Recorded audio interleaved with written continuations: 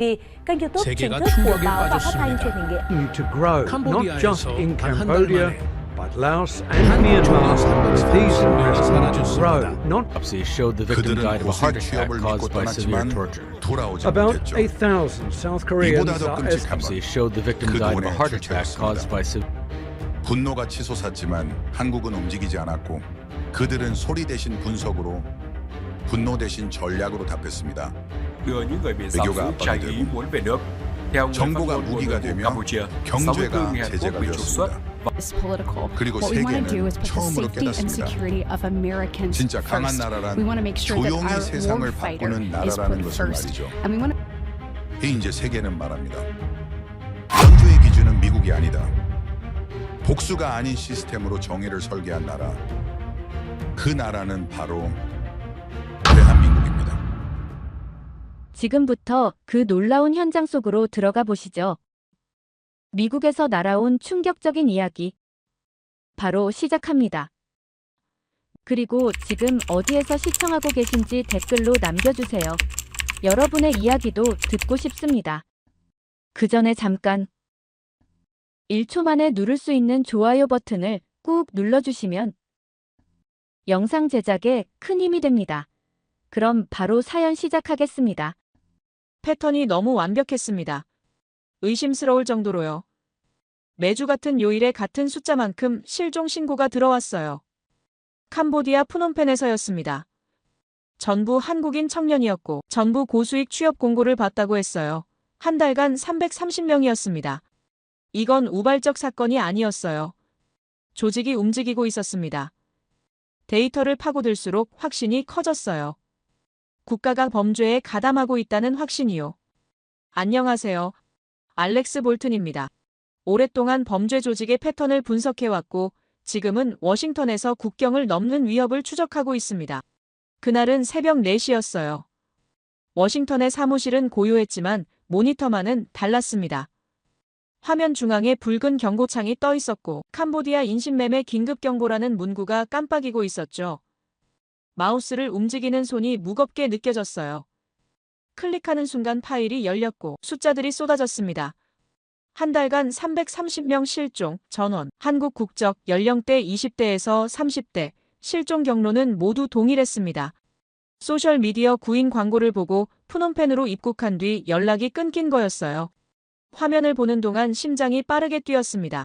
오랜 경력 동안 수많은 범죄를 봐왔지만 이렇게 체계적인 건 처음이었어요. 데이터를 정리하기 시작했습니다. 실종 신고 날짜를 엑셀에 입력하고 그래프로 만들었죠. 그런데 이상한 점이 보였어요. 매주 수요일마다 실종자가 급증했고 숫자는 거의 일정했습니다. 주당 평균 75명에서 85명 사이였어요. 이건 우연히 만들 수 없는 패턴이었습니다. 누군가 계획표를 짜고 실행하고 있었어요. 범죄 조직의 작품이었죠. 그런데 더 이상한 건 캄보디아 정부의 반응이었습니다. 수사 발표도 없었고 대책회의도 열리지 않았어요. 마치 아무 일도 없다는 듯이 침묵하고 있었습니다. 이게 도대체 무슨 일입니까? 다른 데이터를 찾기 시작했어요. 혹시 연결고리가 있을까 싶어서였습니다. 그러다 발견한 게 한국의 공적개발원조 자금 흐름이었어요. 지난 1년간 캄보디아로 흘러간 원조금을 추적했더니 4,300억 원이 넘었습니다. 금액 자체는 놀랍지 않았어요. 한국은 캄보디아의 주요 원조국이었으니까요. 그런데 문제는 타이밍이었습니다. 원조금이 급증한 시기와 실종자가 늘어난 시기가 정확히 겹쳤어요. 두 개의 그래프를 화면에 나란히 띄워놓고 비교하는 순간 등골이 서늘해졌습니다. 돈이 들어가는 곳에서 사람이 사라지고 있었어요. 이건 단순한 우연이 아니었습니다. 더 파고들었어요. 원조금이 어디로 흘러갔는지 추적하기 시작했습니다. 캄보디아 재무부 보고서를 찾았고 예산 집행 내역을 뒤졌어요. 대부분은 인프라 건설과 교육 사업에 쓰였다고 나와 있었지만 이상한 항목들이 눈에 띄었습니다. 지역개발 민간 위탁, 외주업체 시설 구축 같은 모호한 표현들이었어요. 수혜업체 명단을 확인했더니 실체를 알 수 없는 회사들이 줄줄이 나왔습니다. 주소는 있었지만 건물은 없었고 대표자는 있었지만 연락처는 없었어요. 유령 회사였습니다. 그런데 더 충격적인 건 대표자 이름이었어요. 대부분이 캄보디아 고위 공직자의 친인척이었습니다. 장관의 조카, 차관의 사촌, 국회의원의 아들, 도와주려던 돈이 부패의 통로로 흘러가고 있었습니다. 며칠 뒤 뉴스가 터졌어요. 캄보디아 국경 근처에서 트럭 한 대가 검문에 걸렸고 화물칸을 열었더니 시신이 나왔다는 보도였습니다. 한국인 청년이었어요.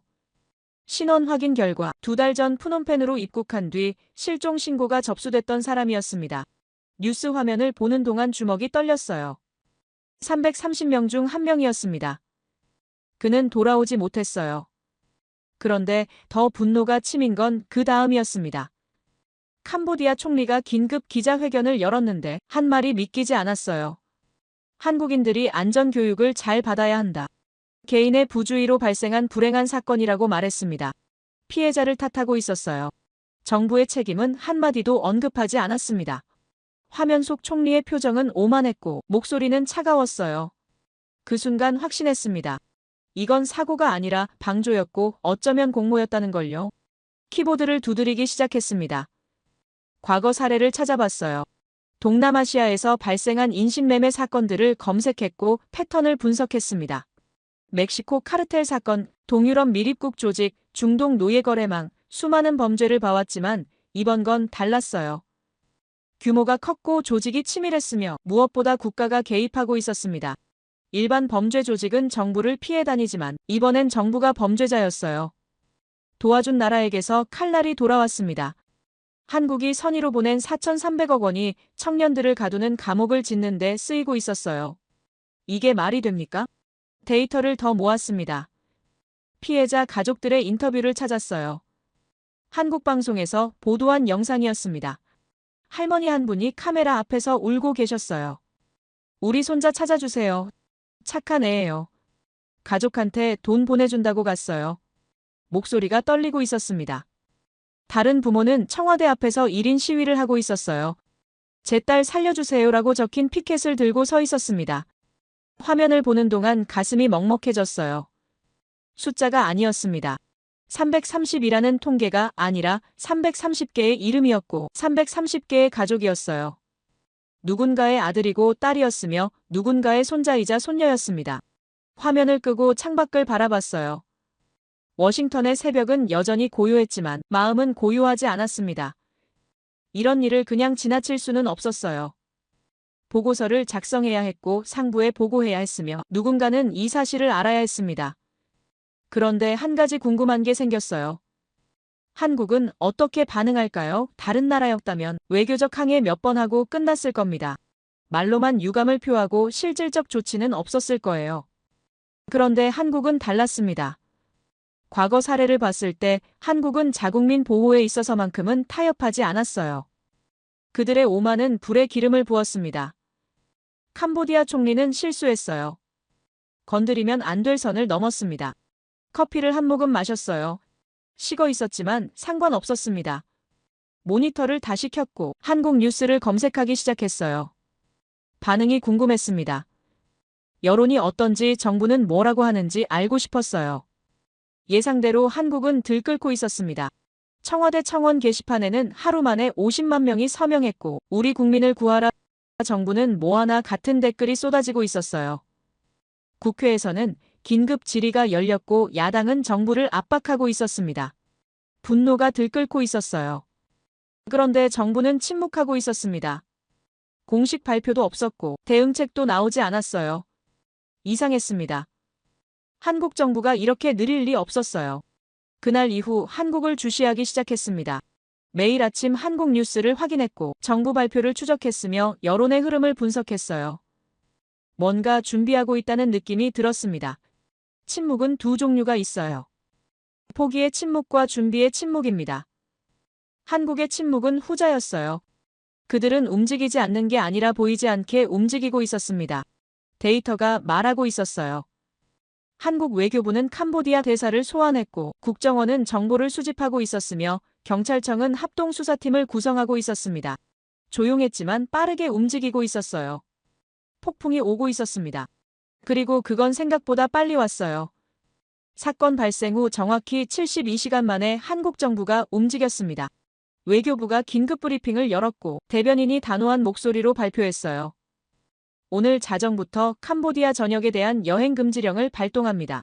현재 현지 체류 중인 국민은 즉시 귀국을 권고하며 신규 출국은 전면 제한합니다. 짧고 명확했습니다. 72시간이요.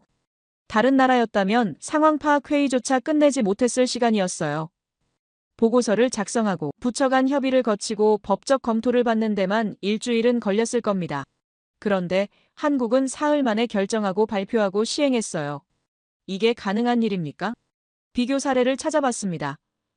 과거 동남아시아에서 자국민 피해 사건이 발생했을 때 다른 나라들은 어떻게 대응했는지 궁금했어요. 가장 가까운 사례가 일본이었습니다. 2년 전 캄보디아에서 일본인 관광객 15명이 사기 피해를 당한 적이 있었어요. 금액으로는 3억 엔 정도였고 일부는 여권을 압류당해 귀국하지 못하는 상황이었습니다. 일본 정부의 반응을 추적해봤어요. 첫 발표까지 2주가 걸렸고 실질적 조치는 한 달 뒤에 나왔습니다. 외교부가 유감을 표명한다, 재발 방지를 요청한다 같은 성명을 냈지만 구체적 대응은 없었어요.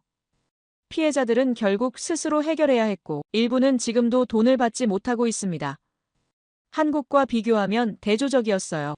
일본은 2주 걸린 일을 한국은 사흘 만에 해냈습니다. 더 놀라운 건 국민 반응이었어요. 한국의 청와대 청원 게시판을 계속 모니터링하고 있었는데 숫자가 무섭게 올라가고 있었습니다. 하루 만에 50만 명을 넘었고 이틀째엔 70만 명을 돌파했어요. 우리 아이들을 데려오세요. 정부는 모든 수단을 동원하라. 이건 전쟁입니다. 댓글 하나하나가 절박했습니다. 어떤 어머니는 제 아들이 푸놈펜에 있어요. 마지막 통화가 3주 전이에요. 사람만 있다면 제발 찾아주세요라고 썼어요. 할머니 한 분은 우리 손자 26살이에요. 착한 애예요. 가족 먹여 살린다고 갔어요라고 울부짖고 있었습니다. 읽는 동안 목이 메었어요. 숫자가 아니라 사람이었고 통계가 아니라 가족이었습니다. 그런데 캄보디아는 정반대로 움직였어요. 한국의 여행 금지 발표가 나온 지 6시간 뒤에 캄보디아 외교부가 반박 성명을 냈습니다. 대변인이 기자들 앞에서 말했어요. 한국인들의 안전 불감증이 문제다. 개인의 부주의로 발생한 사건을 국가 간 문제로 확대하는 건 유감이다. 캄보디아는 최선을 다하고 있다. 피해자를 탓하고 있었습니다. 화면 속 대변인의 표정은 불쾌해 보였고 목소리는 거슬렸어요. 선을 넘었습니다. 도와준 나라에게 이런 식으로 말하다니 이해할 수 없었어요. 4,300억 원을 받아놓고 피해자에게 책임을 떠넘기고 있었습니다. 오만이었어요. 그런데 그 오만이 실수였다는 걸 그들은 몰랐습니다. 한국 여론이 폭발했어요. 뉴스 댓글창이 분노로 가득 찼습니다. 안전 불감증이라니? 우리가 잘못했다는 거냐? 원조 다 끊어라. 단교해야 한다. 목소리가 높아지고 있었어요. 국회에서는 여야 할 것 없이 캄보디아를 비난했고 의원들이 정부의 강력 대응을 촉구했습니다. 지금 우리 국민이 죽어가고 있다. 정부는 뭐 하는 거냐? 말만 하지 말고 행동하라. 압박이 거세졌어요. 그런데 청와대는 여전히 침묵하고 있었습니다. 추가 발표도 없었고 구체적 대응책도 나오지 않았어요. 이상했습니다. 분명히 뭔가 하고 있을 텐데 보이지 않았어요. 사흘째 되는 날 청와대가 움직였습니다. 국가안보실이 긴급회의를 소집했다는 뉴스가 떴어요. 참석자 명단을 봤는데 놀라웠습니다. 외교부 장관, 법무부 장관, 국방부 장관, 경찰청장, 국정원장이 모두 참석했어요. 이건 일반 사건 대응이 아니었습니다. 국가안보 차원의 회의였어요. 회의는 4시간 동안 진행됐고 끝난 직후 대통령이 직접 나섰습니다. 카메라 앞에 선 대통령의 표정은 단호했어요. 대한민국 정부는 국민의 생명과 안전을 지키기 위해 모든 수단을 동원할 것입니다. 외교부, 경찰청, 국정원이 합동 대응팀을 구성해 즉시 현지로 파견합니다. 캄보디아 정부에 강력히 요구합니다. 우리 국민을 즉시 안전하게 돌려보내십시오. 목소리가 낮았지만 힘이 있었어요. 이건 외교 언어가 아니었습니다. 선언이었고 경고였으며 최후 통첩이었어요. 화면을 보는 동안 전율이 느껴졌습니다. 모든 수단을 동원한다는 말이 무슨 뜻인지 알고 있었어요. 외교적 수단만이 아니라는 뜻이었습니다. 정보 수집, 경제 제재, 국제 공조, 가능한 모든 방법을 쓰겠다는 의미였어요. 이건 협상이 아니었습니다. 통보였어요. 한국은 감정적으로 분노하지 않았습니다. 대신 계산했어요. 72시간 동안 상황을 분석하고 대응책을 준비하고 실행 계획을 세웠습니다.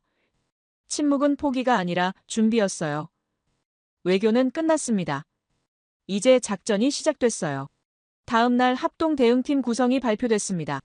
외교부에서 셋, 경찰청에서 넷, 국정원에서 넷, 총 11명이었어요. 명단은 공개되지 않았지만 언론 보도를 종합하면 전문가들로 구성됐다는 걸 알 수 있었습니다.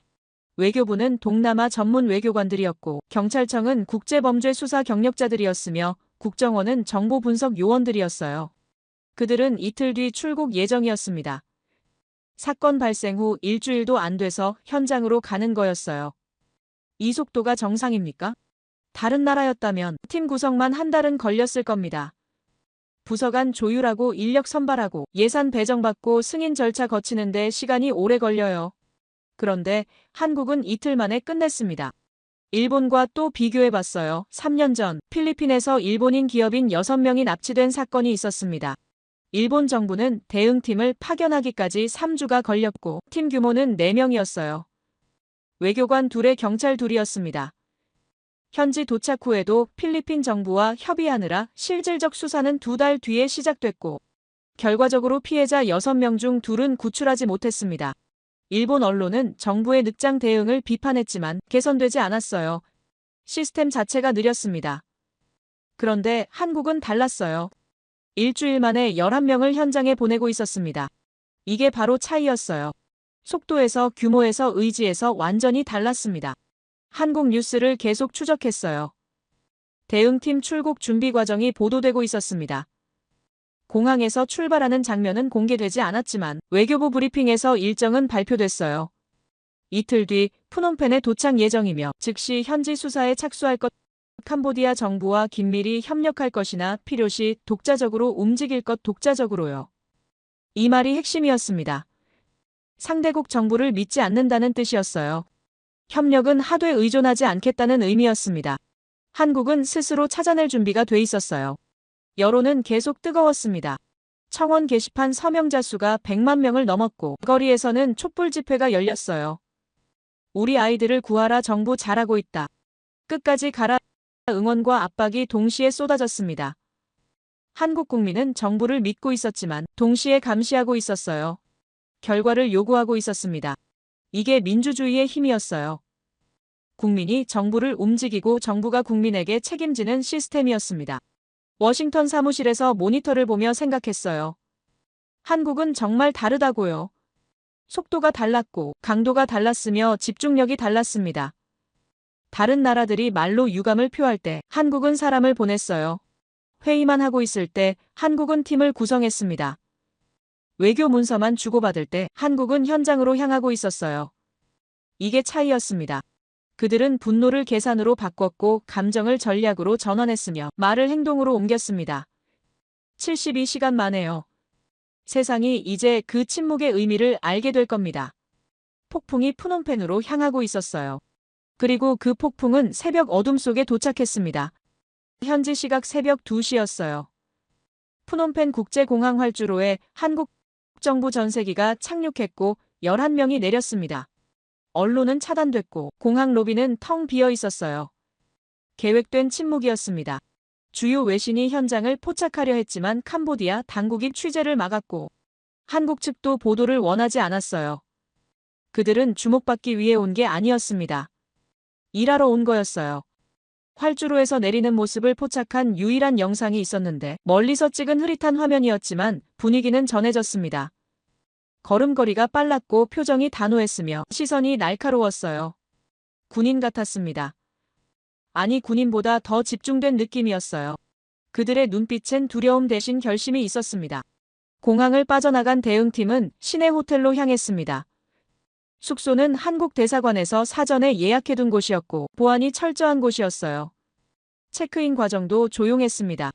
일반 관광객처럼 보이려 했지만 현지인들은 눈치챘을 거예요. 11명이 새벽에 동시에 들어오고 짐도 거의 없었으며 대화도 하지 않았으니까요.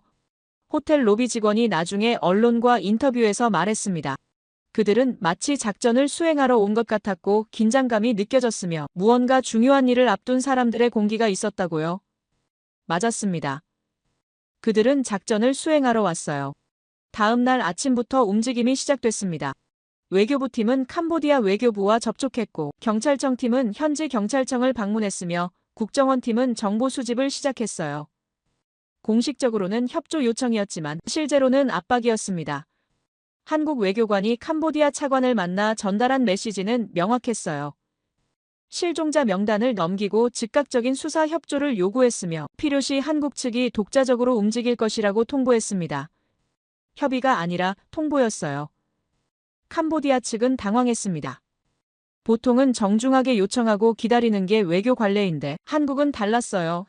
요구하고 있었고 시간을 주지 않았으며 선택권을 주지 않았습니다. 이틀째 되는 날 첫 단서가 잡혔어요. 국정원 팀이 정보를 입수했습니다. 푸놈펜 외곽 지역에 의심스러운 건물이 있다는 제보였어요. 건물 주변에 철조망이 쳐져 있고 출입이 통제되며 밤마다 트럭이 드나든다는 정보였습니다. 좌표를 확인하고 위성사진을 분석했어요. 3층짜리 콘크리트 건물이었고 창문은 모두 철창으로 막혀 있었으며 주변에 감시 카메라가 설치돼 있었습니다. 일반 사무실이나 공장으로 보기엔 이상했어요. 감옥 같았습니다. 대응팀은 즉시 회의를 열었고 결정했습니다. 들어가야 한다고요. 캄보디아 경찰과 합동으로 급습 작전을 펼치기로 했어요. 사흘째 되는 날 새벽 5시에 작전이 시행됐습니다. 한국 경찰 4명과 캄보디아 경찰 10명이 건물을 포위했어요. 정문으로 진입하면서 누군가 소리쳤습니다. 문을 열라고 경찰이라고 나오라고요. 반응이 없었어요. 문은 잠겨 있었고 안에서는 인기척만 들렸습니다. 도구를 사용해 문을 부수고 들어갔어요. 복도는 어두웠고 냄새가 고약했습니다.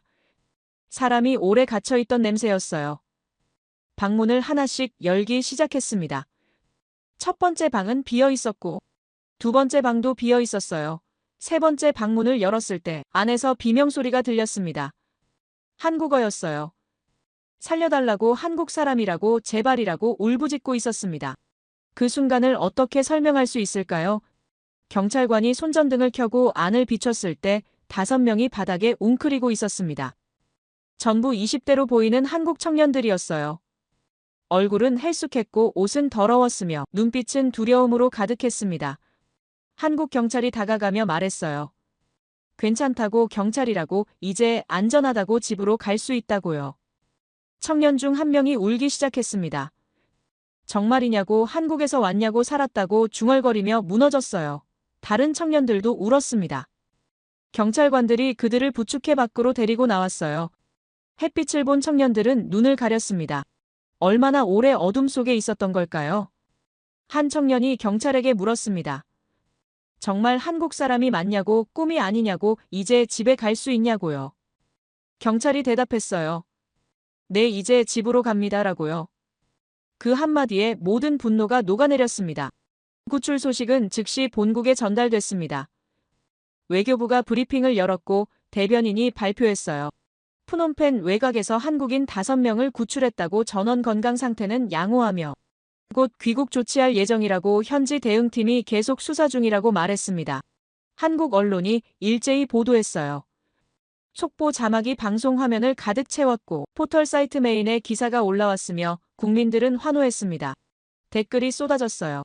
잘했다, 정보 고맙다, 더 찾아달라, 끝까지 가라는 응원이었습니다. 사흘 만에 결과를 냈어요. 사흘이요. 다른 나라였다면 상황 파악만 하고 있었을 시간에 한국은 사람을 구했습니다. 이게 가능합니까? 구출 현장에서 중요한 증거가 발견됐습니다. 건물 사무실에서 문서들이 나왔어요. 건물 등기부와 임대 계약서 그리고 자금 이체 내역이었습니다. 한국 경찰이 서류를 검토하는 순간 얼어붙었어요. 건물 소유주 이름이 캄보디아 내무부 장관의 조카였습니다. 임대료는 매달 현금으로 지불됐고 계약 기간은 5년이었으며 용도는 사무실이라고 적혀 있었지만 실제로는 감금시설이었어요. 더 충격적인 건 자금 출처였습니다. 이체 내역을 추적하니 캄보디아 정부 산하개발청에서 나온 돈이었어요. 그 개발청은 한국의 공적개발원조 자금을 관리하는 곳이었습니다. 도와주려던 돈이 감옥을 짓는 데 쓰였어요. 이게 말이 됩니까? 워싱턴 사무실에서 뉴스를 보고 있던 저는 즉시 분석을 시작했습니다. 한국의 공적개발원조 자금이 어디로 흘러갔는지 추적해야 했어요. 과거 데이터를 불러왔습니다. 지난 3년간 캄보디아로 간 원조금은 총 4,300억 원이었어요. 용도별로 분류하면 인프라 건설에 2,000억, 교육 사업에 1,000억, 보건 의료에 500억, 그리고 지역개발에 800억이 배정됐습니다. 문제는 지역개발 항목이었어요. 세부 내역을 확인하니 대부분이 민간 위탁 형식으로 집행됐고 수혜 업체 명단에는 생소한 회사들이 나열돼 있었습니다. 회사 이름을 하나씩 검색하기 시작했어요. 첫 번째 회사는 푸놈펜에 주소가 있다고 나와 있었지만 위성 지도로 확인하니 빈터였습니다. 두 번째 회사는 건물은 있었지만 간판도 없었고 출입문은 잠겨 있었어요. 세 번째 회사도 마찬가지였습니다. 유령 회사였어요. 실체가 없었습니다. 대표자 이름을 추적했더니 더 놀라운 사실이 드러났습니다. 17개 회사 중 12개의 대표가 캄보디아 고위공직자의 가족이나 친인척이었어요. 장관의 아들, 차관의 조카, 국회의원의 사촌, 이름마다 권력의 냄새가 났습니다. 원조금이 부패의 통로로 흘러가고 있었어요. 더 파고들었습니다. 유령 회사들의 계좌 이체 내역을 확인할 수 있다면 자금이 어디로 갔는지 알 수 있을 거였어요. 캄보디아 은행 시스템에 접근할 수는 없었지만 공개된 정부 예산 자료와 건설 허가 기록을 교차 분석했습니다. 패턴이 보이기 시작했어요. 지난 2년간 푸놈펜과 시엠립 외곽의 대형 건물 12채가 신축됐고 건축주는 모두 유령 회사였으며 건축 시기는 원조금이 집행된 시점과 겹쳤습니다.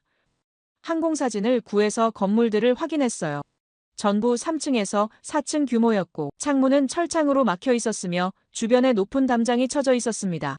사무실이나 공장으로 보기엔 이상했어요. 감옥 같았습니다. 계산을 시작했습니다. 건물 한 채당 평균 건축비를 추산하고 토지 매입비를 더하고 부대시설 비용을 합치니 대략 1,700억 원이 나왔어요. 원조금 4,300억 원 중 거의 40%가 이 건물들을 짓는 데 사용된 겁니다. 도와주려던 돈이 사람을 가두는 감옥을 만들었어요. 선의가 범죄의 인프라로 변질됐습니다. 화면을 보는 동안 주먹이 떨렸어요. 이건 실수가 아니었습니다. 계획된 범죄였어요. 캄보디아 정부 고위층이 조직적으로 원조금을 빼돌렸고 그 돈으로 인신매매 시설을 지었으며 한국 청년들을 그 안에 가뒀습니다. 국가가 범죄자였어요. 자료를 정리해서 보고서를 작성했습니다. 제목은 캄보디아 원조금 유용 의혹과 인신매매 연관성 분석이었어요. 60페이지 분량이었고 그래프와 지도와 사진이 포함됐습니다. 보고서를 상부에 제출하면서 한 가지를 덧붙였어요. 한국 정부가 이미 알고 있을 가능성이 높다고요. 이렇게 빠르게 움직일 수 있었던 건 사전에 정보를 수집하고 있었기 때문일 거라고 추측했습니다. 며칠 뒤 제 추측이 맞았다는 걸 알게 됐어요. 한국 언론이 국정원 내부 문서를 보도했습니다. 3개월 전부터 캄보디아 자금 흐름에서 비정상 패턴을 감지하고 모니터링하고 있었다는 내용이었어요. 증거를 수집하고 있었다는 겁니다. 한국은 이미 알고 있었습니다. 72시간 만에 대응한 게 아니었어요. 3개월 동안 준비하고 있었던 겁니다. 사건이 터졌을 때 바로 움직일 수 있었던 이유였어요. 침묵은 무지가 아니라 전략이었습니다. 그들은 분노했지만 감정적으로 움직이지 않았어요. 데이터를 모았고 증거를 확보했으며 계획을 세웠습니다. 그리고 적절한 순간에 실행했어요. 이게 바로 한국의 방식이었습니다. 복수하지 않았어요. 대신 사람을 구했습니다. 동시에 시스템을 해체하고 있었어요. 사흘 만에 5명을 구출했고 부패 구조의 실체를 밝혀냈으며 세계에 진실을 알렸습니다. 48시간이요. 그건 숫자가 아니라 신념이었습니다.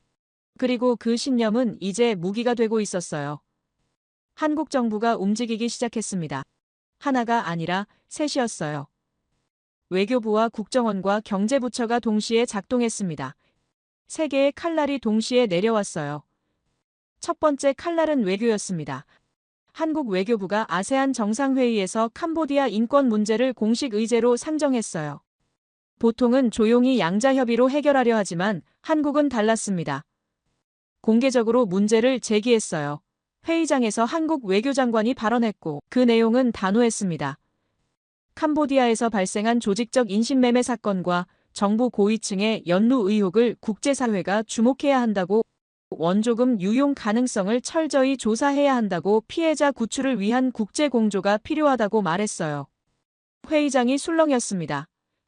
캄보디아 대표단의 얼굴이 굳었어요. 공개적으로 망신을 준 거였습니다. 두 번째 칼날은 정보였습니다. 한국 국정원이 움직였어요. 캄보디아 고위층 부패 자료를 선별적으로 공개하기 시작했습니다. 전부는 아니었어요. 일부만 공개했습니다. 장관급 인사 3명의 계좌 이체 내역과 유령회사 대표자 명단, 그리고 건물 소유 관계를 담은 문서였어요. 증거는 명확했습니다.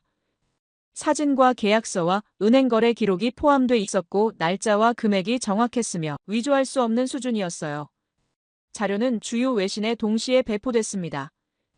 유럽 방송과 미국 언론과 아시아 매체가 일제히 보도했어요. 헤드라인이 터졌습니다. 캄보디아 정부 고위층 부패 의혹, 한국 원조금 수천억 원 유용 정황, 인신매매 조직과 정부의 유착 가능성. 기사마다 충격적이었고 내용은 구체적이었으며 반박하기 어려웠어요. 세계가 주목하기 시작했습니다. 세 번째 칼날은 경제였습니다.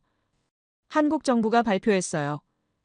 캄보디아에 대한 신규 공적 개발 원조를 전면 중단한다고, 기존 사업도 재검토할 예정이라고, 투명성이 확보될 때까지 자금 집행을 보류한다고 선언했습니다. 금액으로 따지면 연간 약 1,500억 원 규모였어요. 작은 돈이 아니었습니다. 캄보디아 입장에서는 주요 원조국 중 하나인 한국의 지원이 끊기는 거였어요. 동시에 한국 기업들에게도 권고가 내려갔습니다. 캄보디아 투자를 재검토하라고, 안전과 투명성이 확보되지 않은 지역에서는 신규 사업을 자제하라고 통보했어요. 강제는 아니었지만 신호는 명확했습니다. 기업들이 반응하기 시작했어요. 투자 계획을 연기하고 신규 프로젝트를 보류했으며 일부는 철수를 검토하기 시작했습니다. 시장은 즉각 반응했습니다. 캄보디아 리엘화 환율이 흔들리기 시작했어요. 달러 대비 가치가 떨어지고 있었습니다. 처음엔 미세했지만 점점 폭이 커졌어요. 일주일 만에 2% 가까이 하락했습니다. 환전소마다 사람들이 몰렸어요. 리엘화를 팔고 달러를 사려는 사람들이었습니다. 신뢰가 무너지고 있었어요. 현지 언론이 긴급 인터뷰를 내보냈는데 시민들의 목소리는 불안으로 가득했습니다. 정부를 믿을 수 없다고, 한국이 떠나면 경제가 어떻게 되냐고, 다른 나라 투자자들도 빠져나갈 거라고 걱정했어요. 공포가 퍼지고 있었습니다. 관광산업이 무너지기 시작했습니다. 한국인 관광객 예약 취소율이 90%를 넘었어요. 여행사들이 캄보디아 상품을 내렸고 항공사들이 노선을 간편했으며 호텔들이 적자로 돌아섰습니다. 푸놈펜과 시엠립의 호텔 로비는 텅 비어 있었어요. 앙코르와트 앞 광장도 한산했습니다. 예전엔 한국인 단체 관광객들로 북적였는데 이젠 보이지 않았어요. 한 호텔 지배인이 언론과 인터뷰에서 말했습니다. 한국인이 전체 투숙객의 30%였는데 지금은 제로라고, 직원을 해고해야 할 상황이라고, 정부가 뭔가 해야 한다고 호소했어요. 관광업계가 비명을 지르고 있었습니다. 워싱턴에서 데이터를 추적하고 있던 저는 놀라움을 감추지 못했습니다. 한국이 정말로 하고 있었어요. 말이 아니라 행동이었고, 위협이 아니라 실행이었으며, 감정이 아니라 전략이었습니다. 세계의 칼날이 동시에 작동하고 있었어요. 외교로 압박하고, 정보로 폭로하고, 경제로 조이고 있었습니다. 조율이 완벽했어요. 각 부처가 따로 움직이는 게 아니라 하나의 작전처럼 동기화돼 있었습니다. 타이밍도 정확했어요. 외교 압박이 먼저 나가고 그 다음 정보 공개가 터지고 마지막으로 경제 제재가 발표됐습니다. 순서가 계산돼 있었어요. 상대에게 생각할 시간을 주지 않았고 대응할 여유를 주지 않았으며 선택권을 주지 않았습니다.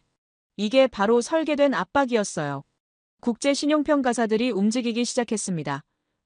무디스가 먼저 발표했어요. 캄보디아 신용등급을 하향 검토 대상에 올렸다고 정치적 불안정성과 경제 투명성 문제를 이유로 들었습니다. 피치가 뒤따랐어요. 투자 환경 악화 가능성을 경고했고 외국인 투자 감소를 우려했습니다. 스탠다드 앤 푸어스도 비슷한 입장을 냈어요. 세계 3대 신용평가사가 동시에 경고를 보낸 겁니다. 이게 무슨 의미인지 아십니까? 캄보디아가 국제금융시장에서 돈을 빌리기 어려워진다는 뜻이었어요. 금리가 올라가고 투자가 줄어들며 경제가 위축된다는 의미였습니다. 한국이 직접 손을 쓰지 않아도 시장이 알아서 움직이고 있었어요. 캄보디아 정부가 당황하기 시작했습니다. 외교부가 해명 자료를 냈지만 설득력이 없었어요. 한국이 제시한 증거는 구체적이었는데 캄보디아의 반박은 추상적이었습니다.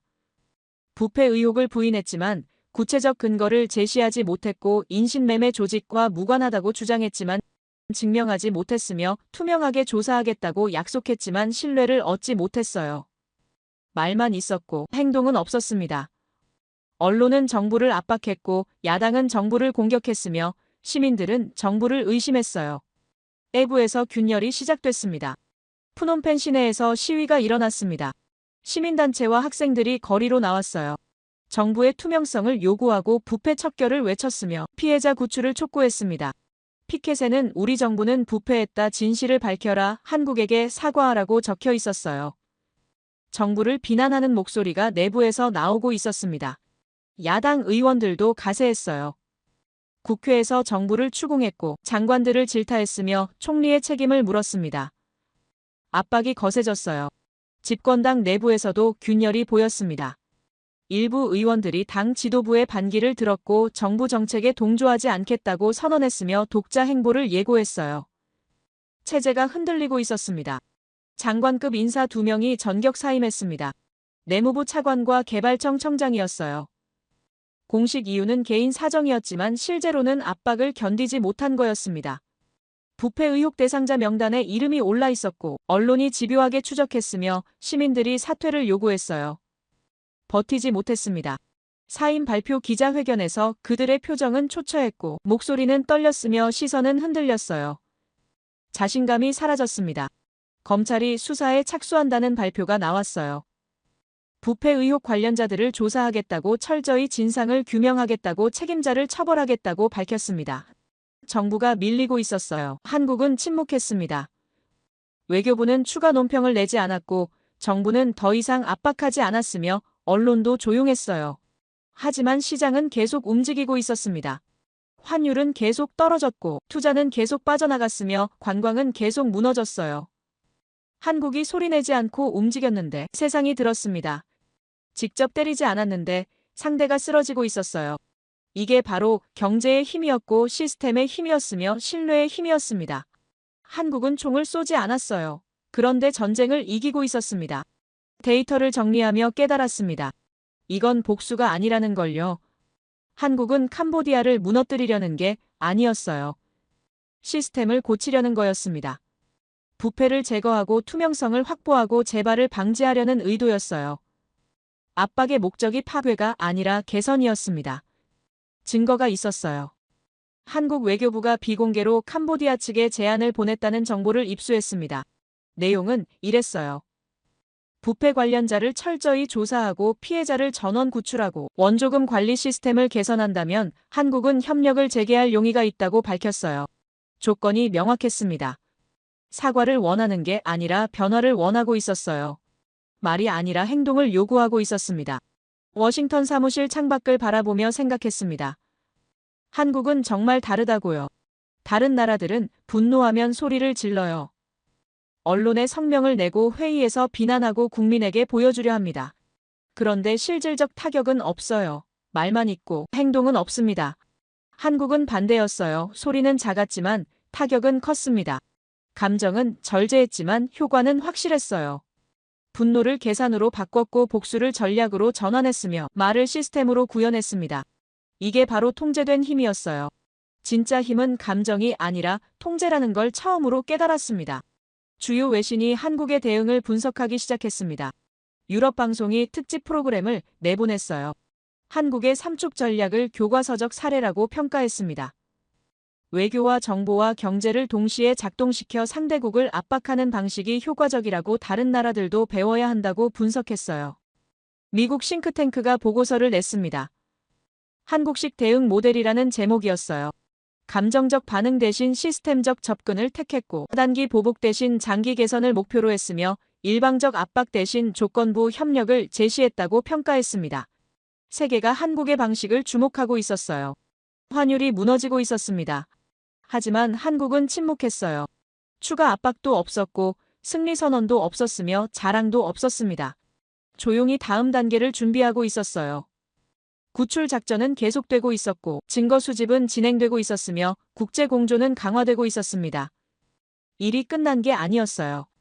이제 시작이었습니다. 목표는 명확했습니다. 330명 전원을 구출하고 부패 구조를 완전히 해체하고 재발을 원천 차단하는 거였어요. 한국은 멈추지 않을 겁니다. 끝까지 갈 거예요. 그들의 신념이 말하고 있었습니다. 끝까지 갔습니다. 한국은 정말로 끝까지 갔어요. 2주 뒤 새벽에 작전이 시작됐습니다. 이번엔 규모가 달랐어요. 한국 합동대응팀만이 아니라 태국 경찰과 베트남 공안과 라오스 수사당국까지 합류했습니다. 동남아 3개국이 한국의 요청에 응답한 거였어요. 국제 공조였습니다. 목표는 12개 시설이었고 동시 급습이 계획됐으며 작전명은 귀환이었어요. 푸놈펜과 시엠립 그리고 국경 지역에 흩어진 건물들이 표적이었습니다. 각 시설마다 한국 요원 1명과 현지 경찰 5명이 배치됐고 새벽 4시에 일제히 진입하기로 했어요. 조율이 완벽했습니다. 시차 없이 동시에 움직여야 했고 정보 유출을 막아야 했으며 안전을 최우선으로 해야 했어요. 준비는 철저했고 계획은 치밀했으며 실행은 정확했습니다. 새벽 4시 정각에 작전이 개시됐습니다. 12개 지점에서 동시에 문이 부서지는 소리가 들렸어요. 경찰들이 진입했고 복도를 수색했으며 방문을 열기 시작했습니다. 첫 번째 시설에서 18명이 발견됐고 두 번째 시설에서 25명이 나왔으며 세 번째 시설에서 14명이 구출됐어요. 전부 한국인이었습니다. 20대에서 30대 청년들이었고 얼굴은 수척했지만 눈빛은 살아있었어요. 구출되는 순간 많은 이들이 울었습니다. 경찰이 다가가 한국에서 왔다고 이제 안전하다고 집으로 갈 수 있다고 알려주자 무너지는 사람들이 있었어요. 한 청년은 바닥에 주저앉아 엉엉 울었고 다른 청년은 경찰의 손을 붙잡고 감사하다고 살았다고 한국인이라서 살았다고 중얼거렸습니다. 그 말이 가슴을 뜨겁게 만들었어요. 한국인이라서 살았다는 그 한마디가요. 작전은 6시간 동안 진행됐습니다. 12개 시설에서 총 280명이 구출됐어요. 앞서 구출된 5명까지 합치면 285명이었습니다. 330명 중 85%를 찾아낸 거였어요. 놀라운 성과였습니다. 일반적으로 이런 대규모 인신매매 사건에서 생존자 구출률은 50%를 넘기 힘들어요. 시간이 지날수록 피해자를 찾기 어렵고 일부는 다른 국가로 이송되며 최악의 경우 생명을 잃기도 합니다. 그런데 한국은 85%를 구출했어요. 어떻게 가능했습니까? 정보력이 뛰어났기 때문입니다. 국정원이 3개월 동안 수집한 데이터가 있었고 현지 협력자들의 제보가 있었으며 위성사진 분석이 정확했어요. 그리고 무엇보다 포기하지 않았습니다. 단 한 명도 포기하지 않는다는 신념이 숫자가 되어 돌아왔어요. 구출된 사람들은 즉시 한국 대사관으로 이송됐습니다.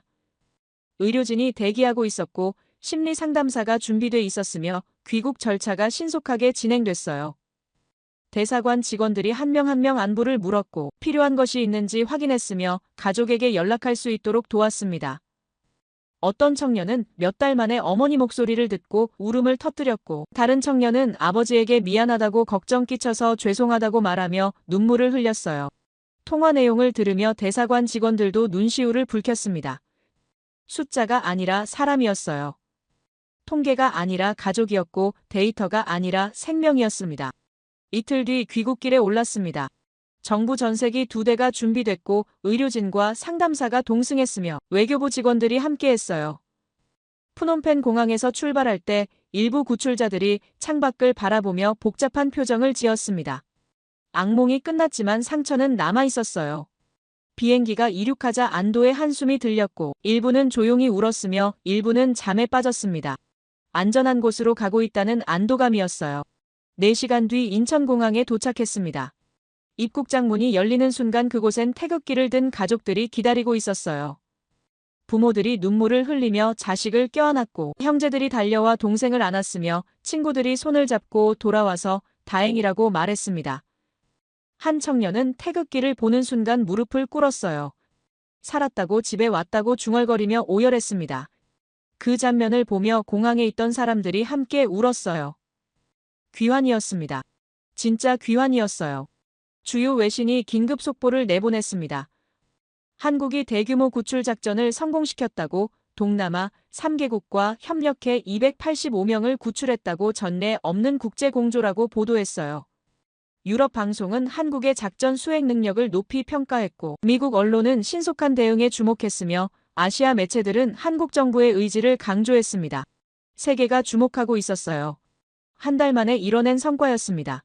사건 발생부터 대규모 구출까지 한 달이었어요. 다른 나라와 비교하면 놀라운 속도였습니다.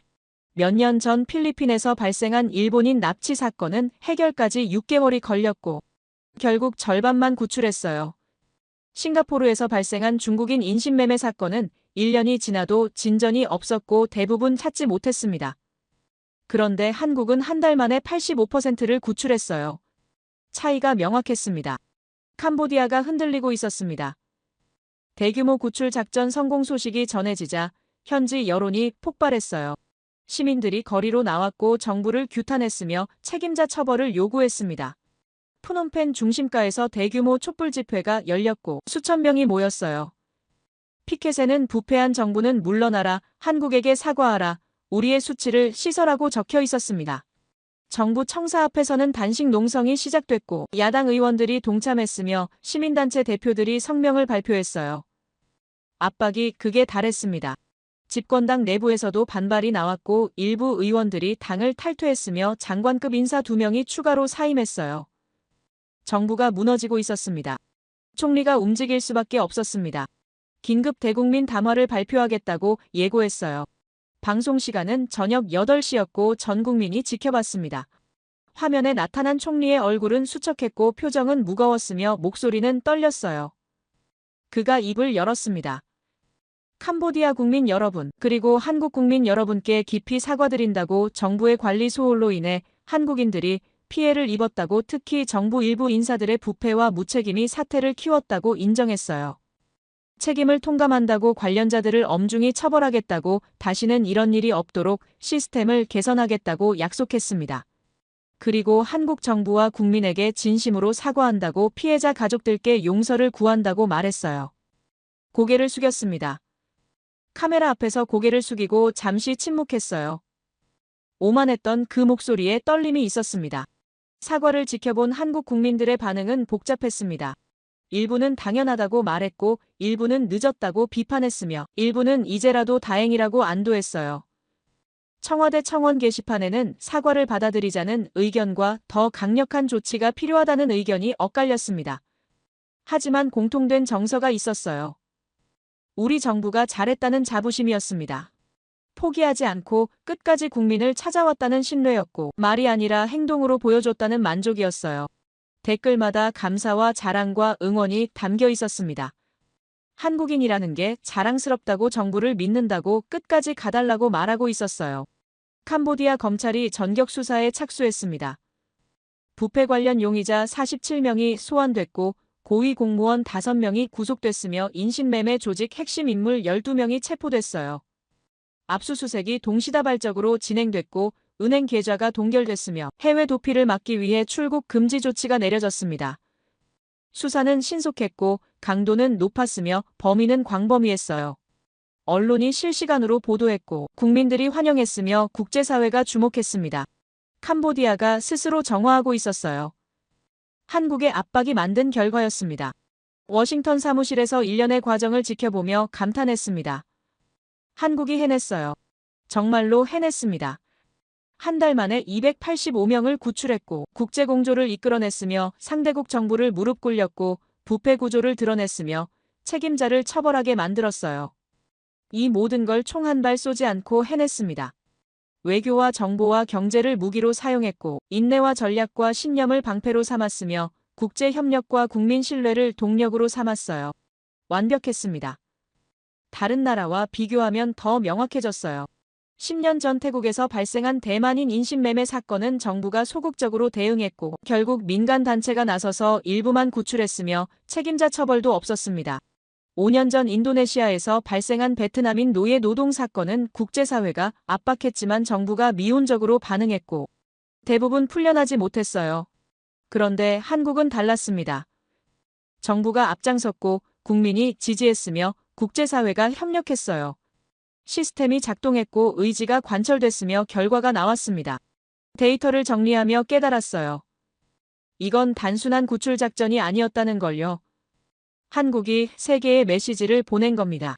자국민을 보호하는 나라의 기준을 보여준 거였어요. 속도에서 규모에서 효과에서 새로운 표준을 제시했습니다.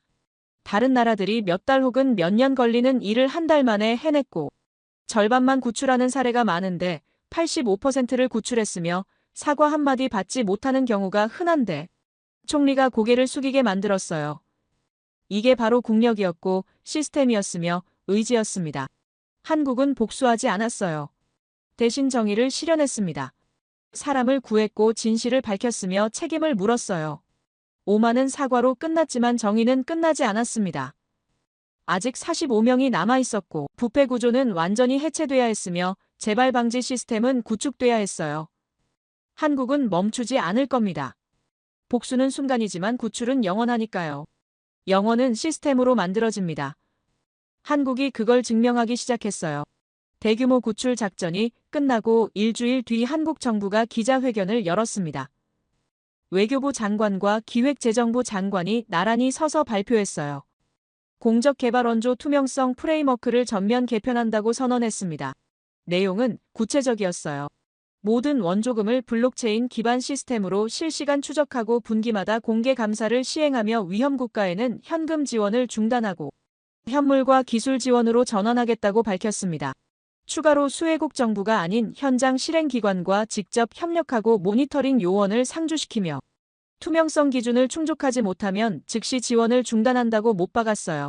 이건 권고가 아니었습니다. 새로운 원칙이었고 앞으로의 기준이었으며 협상 불가능한 조건이었어요. 기자들이 질문을 쏟아냈습니다. 너무 강한 조건 아니냐고, 수혜국이 반발하지 않겠느냐고, 원조 규모가 줄어들 수 있지 않느냐고 물었어요. 장관이 대답했습니다. 원조의 목적은 금액이 아니라 효과이고 투명성이 확보되지 않으면 의미가 없으며 한 명의 국민이라도 피해를 입는다면 원조를 중단할 것이라고 단호하게 말했어요. 회견장이 조용해졌습니다. 이건 외교 수사가 아니었어요. 선언이었고 약속이었으며 경고였습니다. 한국은 감정적으로 반응하지 않았어요. 대신 시스템을 만들었습니다. 그들은 복수법을 발표하지 않았어요. 관리체계를 발표했습니다. 분노를 정책으로 바꿨고 사건을 제도로 전환했으며 고통을 예방 시스템으로 승화시켰어요. 국제기구들이 반응하기 시작했습니다. 세계은행이 가장 먼저 움직였어요. 개발 원조 워킹그룹 긴급회의를 소집했고 한국의 투명성 프레임워크를 의제로 상정했습니다. 회의는 이틀 동안 진행됐고 각국 대표들이 참석했어요. 한국 측이 시스템을 설명했고 블록체인 대시보드 시연을 했으며 실제 적용 사례를 공유했습니다. 참석자들의 반응은 놀라움이었어요. 실시간으로 자금 흐름을 추적할 수 있고 중간 유출을 즉시 감지할 수 있으며 수혜자까지 투명하게 확인할 수 있다는 점에 감탄했습니다. 회의 마지막 날 결론이 나왔어요. 한국 모델을 시범 프로젝트로 채택하고 관심 있는 회원국들에게 기술 이전을 지원하며 향후 국제 원조의 표준 프레임워크로 발전시키기로 합의했습니다. 세계은행이 한국의 시스템을 공식 인정한 겁니다. 경제협력개발기구도 뒤따랐습니다. 개발원조위원회가 특별 세션을 열었고 한국을 초청했어요. 발표 시간은 1시간이었지만 질의응답이 2시간 넘게 이어졌습니다. 각국 대표들이 구체적 운영 방법을 물었고 도입 가능성을 타진했으며 협력 방안을 논의했어요.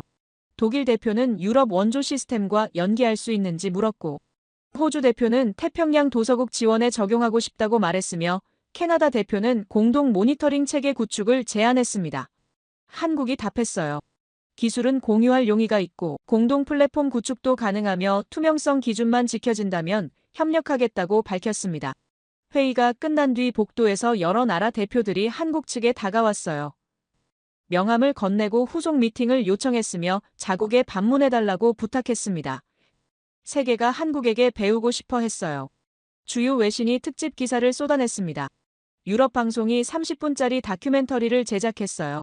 제목은 K-스탠다드, 한국이 만든 새로운 원조 기준이었습니다. 프로그램은 캄보디아 사건을 다뤘고 한국의 대응 과정을 추적했으며 투명성 프레임워크를 분석했어요. 마지막에 진행자가 말했습니다.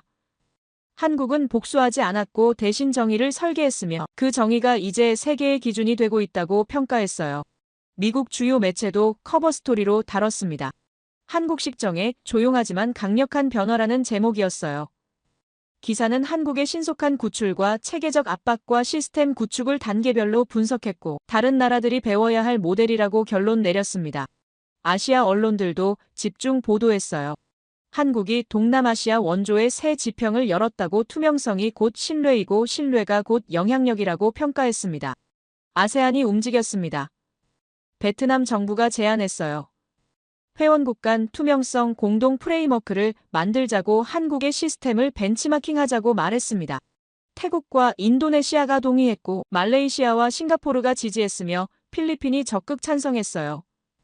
긴급회의가 소집됐고 6개국 장관들이 모였습니다. 회의 테이블에 한국 외교부 차관이 초청됐어요. 아세안 국가들이 한국에게 자문을 구한 겁니다. 차관이 설명했습니다. 블록체인 기술 구조와 모니터링 체계와 투명성 기준을 상세히 공유했어요. 각국 대표들이 메모했고 질문했으며 협력을 요청했습니다. 회의 끝에 양해각서가 체결됐어요. 영내 투명성 공동 프레임워크를 구축하고 한국 시스템을 기반으로 각국 상황에 맞게 적용하며 상호 모니터링 체계를 만들기로 합의했습니다. 배우고 싶다는 말이 들렸습니다. 한국에게서요. 이게 진짜 국력이었어요.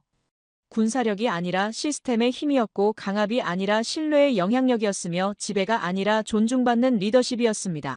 시장이 반응했습니다. 글로벌 투자 기업들이 움직이기 시작했어요. 한국이 발표한 리스크 매트릭스가 새로운 실사 기준으로 자리 잡았습니다.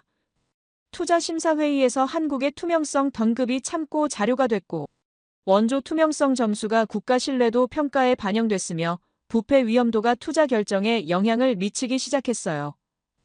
돈이 움직였습니다. 투명성이 높은 국가로 자본이 몰렸고 투명성이 낮은 국가에서 자본이 빠져나갔어요. 시장에 도덕이 없다고들 하지만 투명성은 가격에 반영됐습니다. 베트남과 태국으로 투자가 증가했고 부패 지수가 높은 일부 국가에서는 투자가 감소했어요. 관광산업도 재편됐습니다. 여행사들이 안전과 투명성을 강조하기 시작했고 관광객들이 국가 선택 기준의 투명성을 고려했으며 한국인 여행 동선이 안전국가 중심으로 바뀌었어요. 돈은 투명성을 따라 움직인다는 게 증명됐습니다. 한국 정부가 마지막 발표를 했습니다. 국민안전투명성센터를 공식 출범시킨다고 선언했어요. 외교부와 국정원과 경찰청이 공동 운영하고 해외 안전 위협을 실시간 모니터링하며 원조금 투명성을 상시 관리하고 위기 발생 시 즉각 대응한다고 밝혔습니다. 사건 대응팀이 상시 운영 조직이 된 겁니다. 일회성이 아니라 지속 가능한 시스템이었어요. 현판식이 열렸고 대통령이 참석했으며 구출됐던 청년 대표 한 명이 감사 인사를 했습니다. 그가 말했어요. 한국인이라서 살았고 한국 정부가 포기하지 않아서 돌아올 수 있었으며 이 시스템이 미래의 누군가를 구할 것이라고 믿는다고 말했습니다. 박수가 터졌어요. 끝이 아니라 시작이었습니다. 사건을 끝낸 게 아니라 시스템을 만든 겁니다. 워싱턴 사무실에서 모든 과정을 지켜봤습니다. 데이터를 정리하고 보고서를 작성하고 분석을 마무리했어요. 결론은 명확했습니다. 한국은 이 사건을 통해 3가지를 증명했어요. 첫째, 자국민 보호에 있어 타협하지 않는다는 의지를 보여줬고, 둘째, 감정적 대응이 아닌 시스템적 접근이 더 효과적이라는 걸 입증했으며, 셋째, 복수보다 정의가 더 강하다는 걸 실천으로 보여줬습니다. 330명 중 285명을 구출했고 부패 구조를 드러냈으며 국제 표준을 만들었어요. 한 달 만에 해낸 일이었습니다. 다른 나라들이 몇 년 걸려도 못할 일을 한국은 해냈어요. 어떻게 가능했습니까? 준비돼 있었기 때문입니다. 정보를 수집하고 있었고 시스템을 갖추고 있었으며 국민과 정부가 신뢰로 연결돼 있었어요. 그리고 무엇보다 포기하지 않는 신념이 있었습니다. 세계가 한국을 다시 보기 시작했습니다. 경제 규모로만 평가하던 시선이 바뀌었어요. 시스템의 선진성과 대응의 신속성과 원칙의 일관성을 주목하기 시작했습니다. 한국은 더 이상 지원받는 나라가 아니라 기준을 만드는 나라였고 따라가는 나라가 아니라 이끄는 나라였으며 배우는 나라가 아니라 가르치는 나라였어요.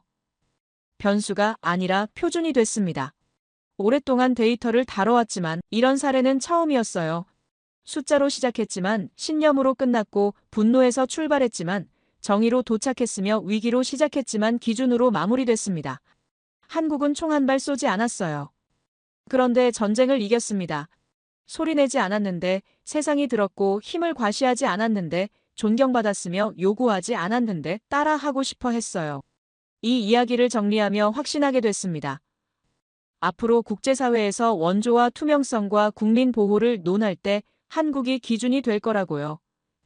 K-스탠다드가 단순한 유행어가 아니라 실질적 표준이 될 거라고 믿습니다. 다른 나라들이 위기에 처했을 때 한국의 사례를 참고할 거고 시스템을 도입하고 싶어 할 거며 협력을 요청할 겁니다. 한국은 이미 증명했어요. 복수보다 정의가 강하고 감정보다 시스템이 효과적이며 말보다 행동이 설득력 있다는 걸요. 세계는 강한 나라를 원하는 게 아닙니다. 신뢰할 수 있는 나라를 원해요. 한국이 그런 나라가 되길 바랍니다. 아니, 이미 되고 있습니다. 그 과정을 지켜본 게 영광이었어요. 제 이야기를 끝까지 들어주셔서 감사합니다. 모두 안녕히 계세요. 오늘의 사연 어떻게 들으셨나요? 처음에는 그냥 한 나라의 외교 뉴스 같았지만 듣다 보면 이건 사실 사람과 시스템, 그리고 믿음에 관한 이야기 같아요. 누군가는 침묵 속에서 싸웠고 누군가는 그 침묵이 무섭다고 말했죠. 하지만 그건 포기가 아니라 준비였다는 걸 결국 시간이 증명해줬던 것 같아요. 분노로 시작했지만 끝은 정의였고 복수로 보였지만 사실은 시스템이었죠. 어쩌면 우리 모두가 잊고 있던 질문일지도 몰라요. 진짜 강함이란 무엇일까? 그건 소리를 내는 게 아니라 끝까지 버티는 힘 아닐까요? 이 이야기가 단지 뉴스 한 편으로 끝나지 않았으면 좋겠어요. 지금도 어딘가에서 누군가는 조용히 싸우고 있을 테니까요. 그리고 그 싸움이 언젠가 세상을 바꿀 수도 있으니까요. 여러분의 생각을 아래 댓글에 남겨주세요. 그리고 감동적인 사연을 주변 사람들과 공유하고 함께 이야기 나눠보세요. 마지막으로 1초밖에 걸리지 않는 구독과 좋아요, 알림 설정은 영상 제작에 큰 힘이 됩니다. 지금까지 감동을 담아 여러분께 진심을 전하는 감동담기였습니다. 오늘 하루도 행복한 하루 보내세요.